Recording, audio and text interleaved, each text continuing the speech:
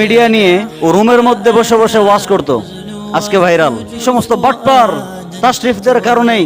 আরেকটা ছেলে আছে না, জুবাইর আহমদ তাশরিফ নাম, ফর্মটা দেখে আমার মাথা গরম হয়ে গিয়েছে। তামাশা শুরু করে দিয়েছো ইসলাম নিয়ে। এই সমস্ত জুবাইর আহমদ তাশরিফদের মতো বক্তাদের কারণেই ধর্ম ব্যবসায়ী বলে গালি দেওয়ার সাহস পায়।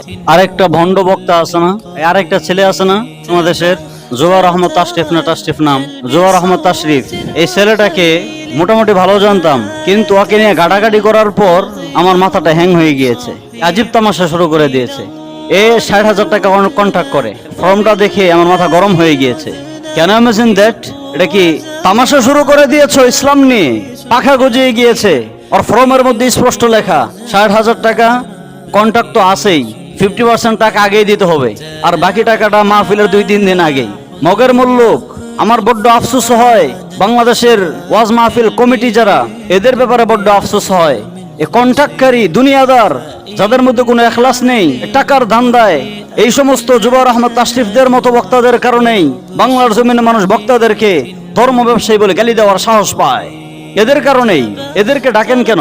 অগ্রিম 50% 2-3 দিন মাহফিলের আগেই, আর বাকি টাকা পরিশোধ করতে হবে।